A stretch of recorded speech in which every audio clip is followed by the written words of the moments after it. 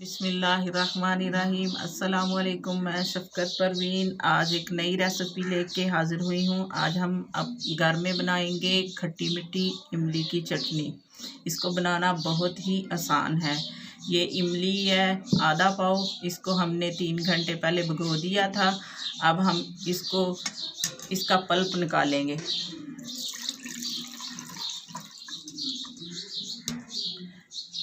इसकी गुठलियों को हाथ के साथ भी निकाल सकते हैं और ऐसे भी निकाल सकते हैं। इसकी गुठलियों का हम निकालेंगे।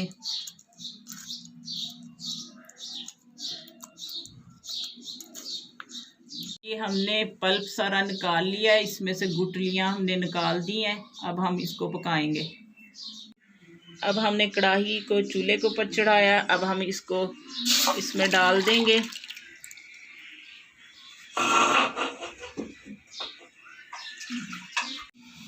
अब हम इसमें शामिल करेंगे थोड़ा सा पानी,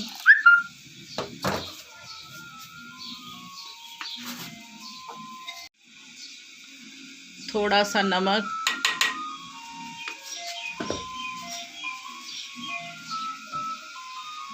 ये कुटी हुई लाल मिर्च, इससे जायका बहुत अच्छा आता है।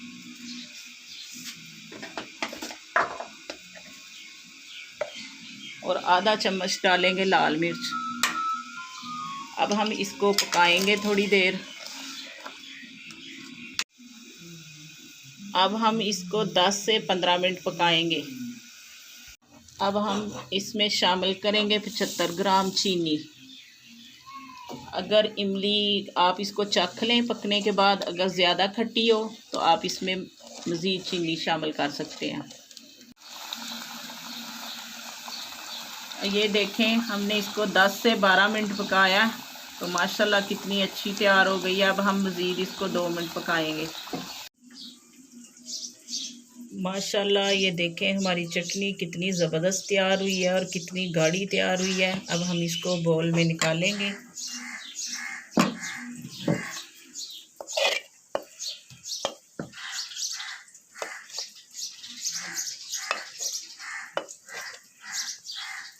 आप इसको समोसों के साथ, रोल के साथ इस्तेमाल कर सकते हैं और चाट में भी इसको इस्तेमाल कर सकते हैं। हमारे चैनल को लाइक करें, सब्सक्राइब करें, इससे हमारी हौसला अफजाई होती है।